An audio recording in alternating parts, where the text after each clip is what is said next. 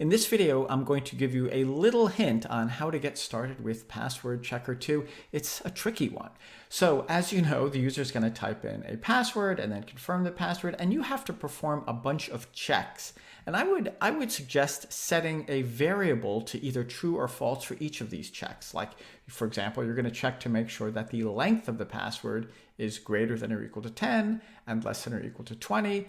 And I might set a variable, called like valid length to true or something like that. And then at the end, you're going to make sure it's valid. That shouldn't be too difficult. You also have to check that the two passwords are equal to each other. Also not that difficult. Now, the rest of these are a little tricky. You want to make sure your password contains at least one upper or lowercase letter. It doesn't have to have both, at least one number, and at least one of the following special characters. No other characters or spaces are permitted. So let me show you what I have here written so far. So I have a for loop. Now I'm going to check to make sure that my password contains at least one of these alpha characters, either lower or uppercase letters. So in my for loop, and you've seen this before, I'm going from 0 to the length of the password 1 that's being entered. This line 46 here, I'm getting a single character at a time. And actually what I'm going to do is, sometimes I think you guys don't test your code enough as you go. I like to test it and see what's happening. So I put an alert here, character, and I'm going to type in, let's say cat. Oops, I typed in cat, and if I run this, you can see, oops, I put the wrong button. I didn't click the button there. If I run this by clicking verify, it shows me one letter at a time. C. Yeah, right. I got the first letter of cat, and I'm alerting. Hey, there's C, then A, then T. So that's one letter at a time. Now in line 48, what I'm doing is I'm using index of to look for the position. That's what index of does. It tells you the position or the index of a string in another string. So this is going to look in alpha characters, this big long string of letters, and tell me the position or the index of each character as I go through my for loop.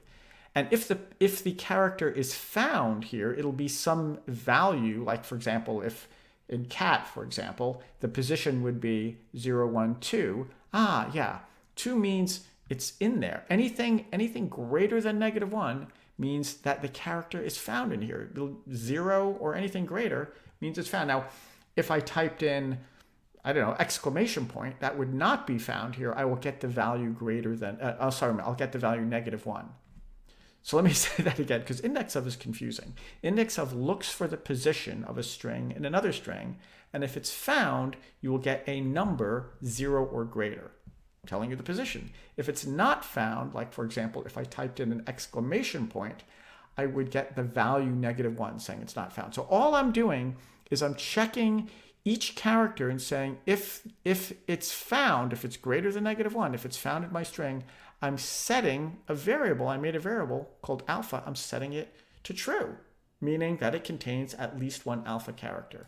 Now in this same for loop, I could use an else if here, do a very similar thing to test to see if it's a number or a special character. Now if it's none of those, then the character is not valid. Remember, it must be, each character in your password must be a letter, a number, or a special character. So you're going to have a few tests in your for loop.